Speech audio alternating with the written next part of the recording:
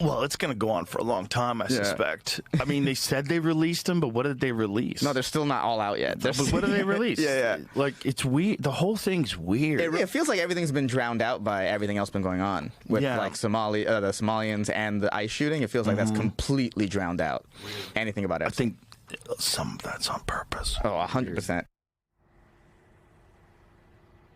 Yeah, that's podcaster Joe Rogan suggesting the Trump administration is using ICE raids and fraud investigations, Greenland, you name it, as a distraction from the fact that the Justice Department keeps breaking the law every day. The Justice Department has only released 1% of all of the Epstein files, and they're 99% still mandated by law that need to be released. You know, really, New York Times polls that they talk about on the front page that the president was railing against yesterday line up with so many other polls that just show an absolutely dreadful situation right now for the president politically. And it's only a snapshot. It's only right now. But I think one of the most devastating things, other than the fact that he's so upside down on affordability, inflation, is that on immigration, which is, you know, immigration's always been one of his most powerful positions. And you see that number, he's minus 16 on immigration. Yeah, he's minus 16 on immigration. In fact, despite the fact that the overwhelming majority of Americans support what he did at the southern border. They want a strong and secure and safe southern border. So that entire 16% is how it's being enforced. It's, you know, what Kristi Noem is doing.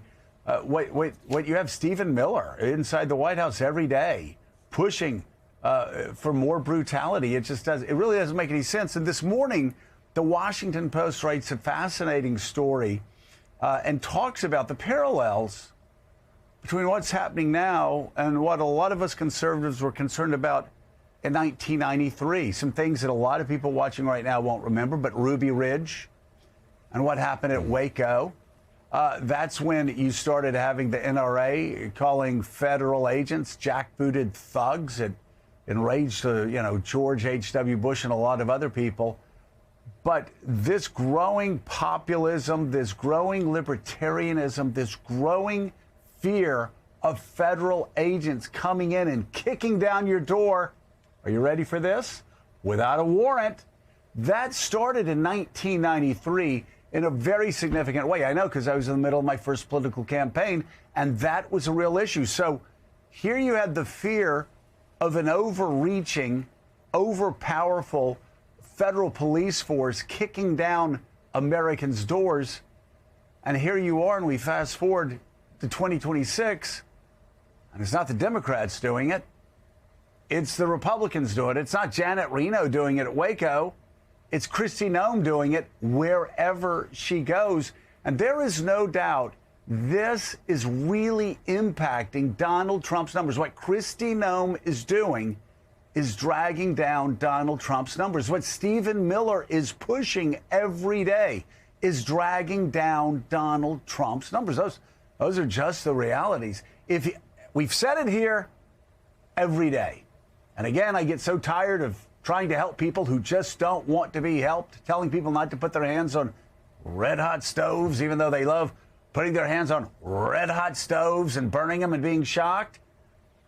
But take the win at the southern border and stop with this heinous, random enforcement, brutal enforcement, and the shooting of a young woman through the brain from a shot that came from an officer that was at the side of her Honda Pilot in no danger whatsoever.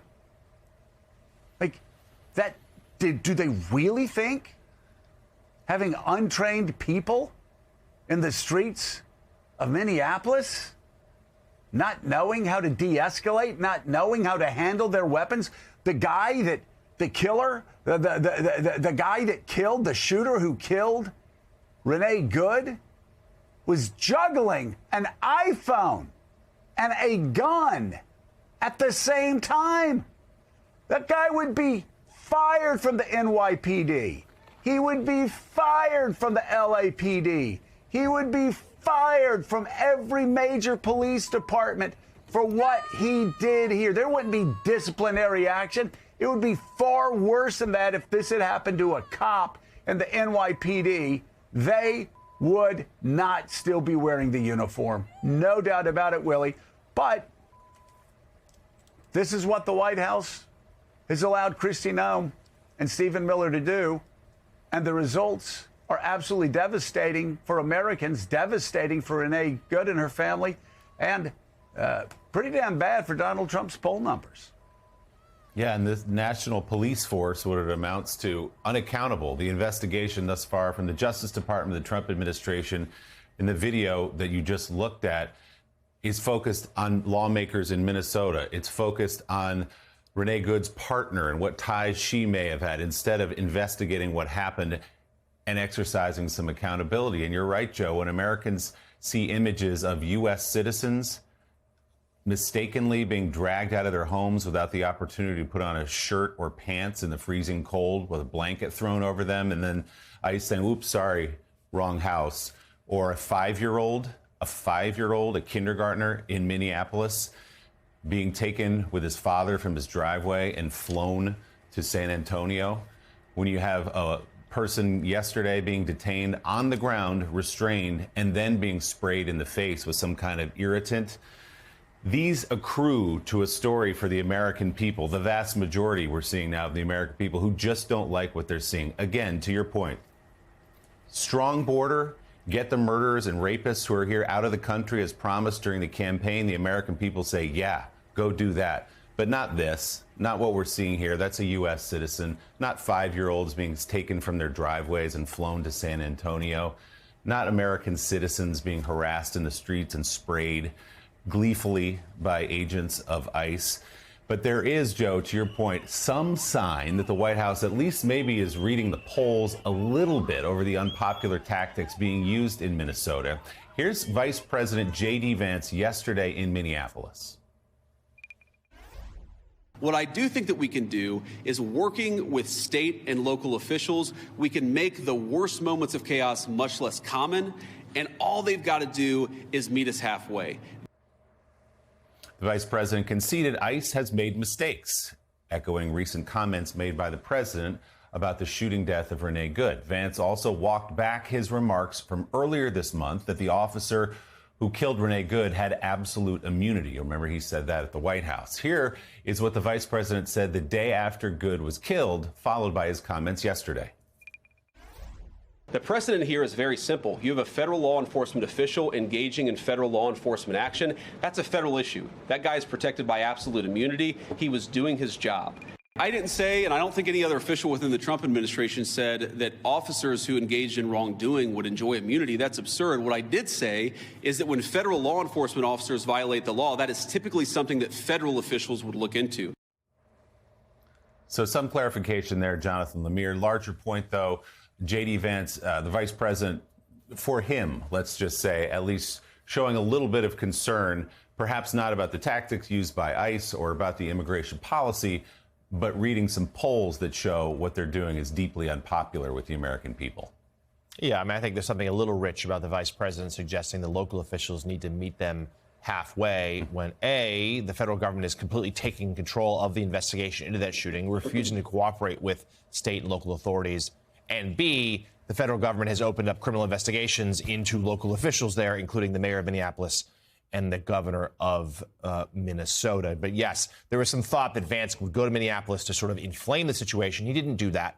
We just played some of it. He spoke in more measured tones than I think some had expected. So joining us now, MS Now, political analyst, former U.S. Senator Claire McCaskill. So, Senator, curious your read on this. Is it, the Trump administration, usually it's reflexive.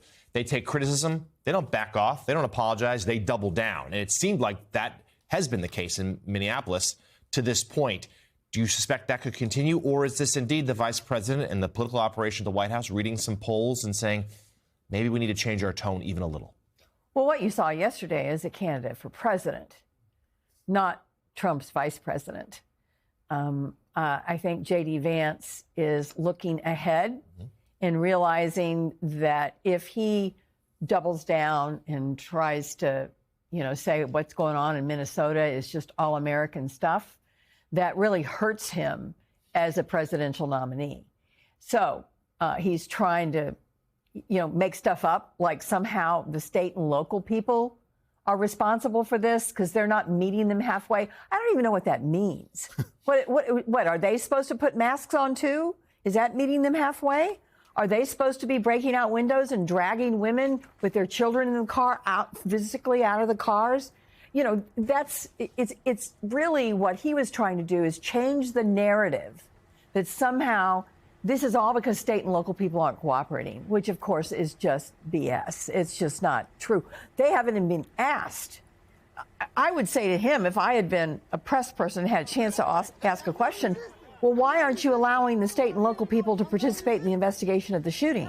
If the state and local people are so needed, why have you shut them out of what I think most people in America would like to see, and that is a real investigation over the use of force in a way that was inappropriate and cost an American citizen their life. Yeah, Claire, I'm sure you'll remember Ruby Ridge and Waco. And I was just talking about in my first campaign, those two issues were massive, and people were concerned, again, about the overreach of the federal government's police powers. It was a driving force in the 1994 campaign, which brought Republicans back to power in the House for the first time in a generation. And that defined this party up until this moment, where you now have Republicans, and J.D. Vance has to know this, like you said, if he's going to run for the Republican nomination, Republicans watching a 37-year-old mom get shot through the brain from the side of her Honda Pilot, when the officer, when delivering those kill shots, was in no danger, that's going to greatly damage whoever is connected to that politically, whoever's policy that is. When an older man is pulled out of his house freezing, and they claim, and they continue the lies, and Elon Musk continues the lies a day later that he was holding pedophiles, and then you find out the person that they're looking for has already been in jail, but you see an older man shivering as they take him out practically naked of his house, an American citizen. When you see American citizens treated this way, I mean, it again, this is devastating. When you see migrants being ripped from their mother's arms, Donald Trump knows that's a political loser. He knows that's a political loser. And yet, for some reason, Stephen Miller and Kristi Noem have been given free rein. I wonder if in those comments yesterday from J.D. Vance, we're actually starting to see a White House who understands that the president's upside down on immigration, not because of the southern border, but because of this. Well, I'm not sure if the White House realizes it. I think J.D. Vance realizes it. We'll see about the White House. But, Joe, you're right. The irony of this is when I started campaigning statewide in Missouri, everywhere I went in rural Missouri, which is Donald Trump's political stronghold, is rural America. That's where he has a vice grip on so many Americans in terms of how they view him. It was those people that expressed to me over and over again their fear of the federal government.